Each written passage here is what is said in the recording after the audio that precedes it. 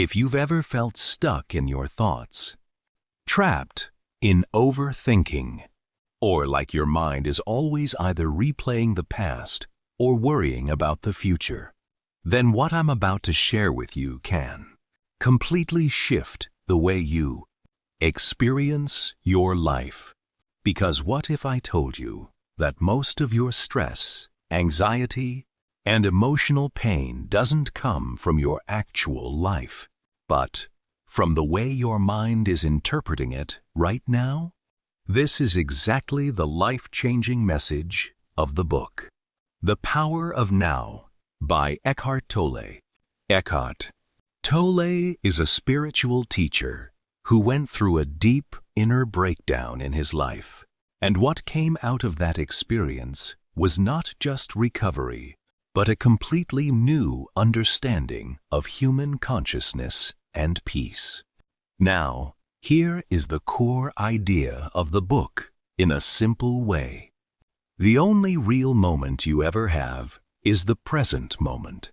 The past is just a memory in your mind, and the future is just imagination.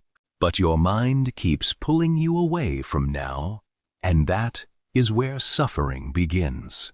When you learn to stay present, fully aware of this moment, you step out of unnecessary mental pain and enter a state of peace that doesn't depend on external conditions.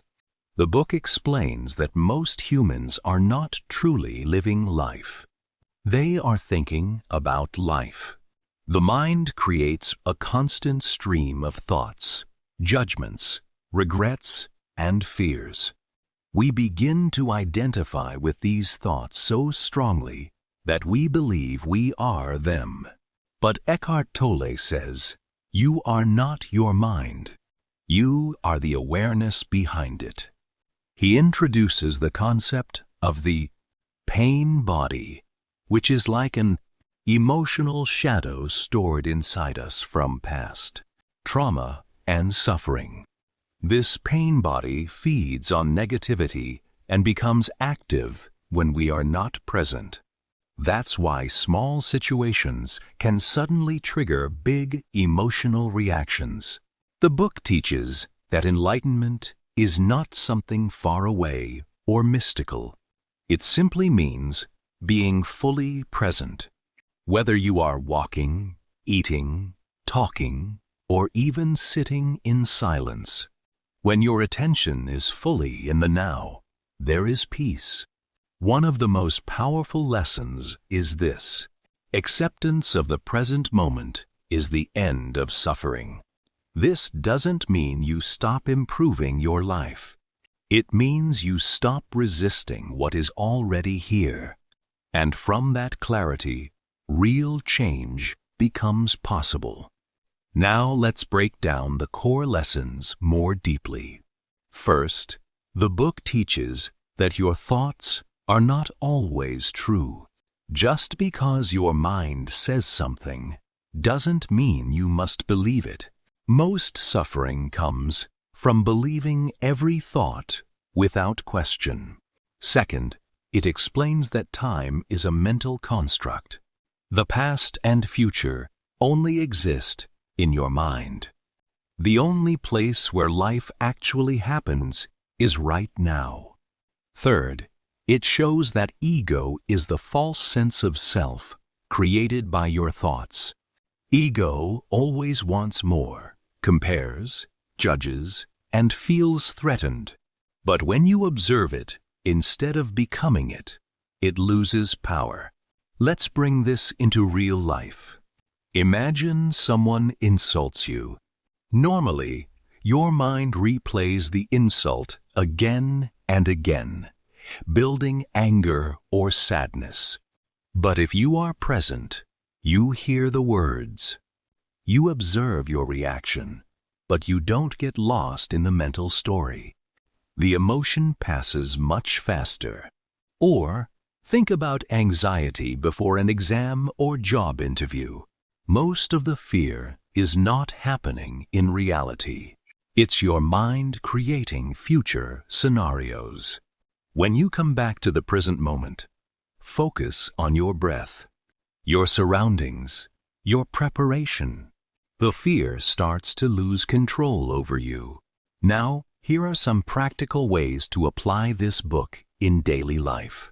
Start by observing your thoughts instead of reacting to them. When a negative thought comes, simply notice it and say mentally, "This is just a thought." Bring your attention to your breath several times a day. Even 30 seconds of conscious breathing pulls you back into the present moment.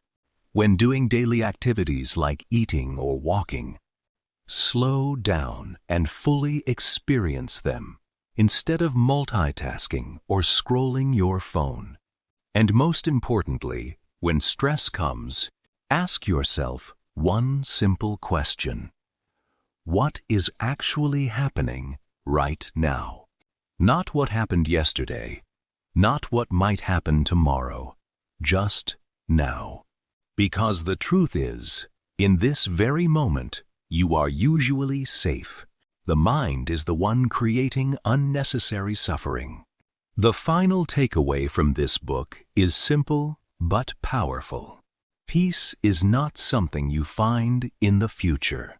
It is something you realize when you stop leaving the present moment. And when you start living like this, life doesn't necessarily become perfect, but it becomes lighter, calmer, and deeply more meaningful. If this message resonated with you, remember this: you don't need to escape your life to find peace. You just need to arrive fully into it. Thanks for watching. If you found value in this, like the video, subscribe for more deep book summaries like this, and comment below what part of The Power of Now hit you the most.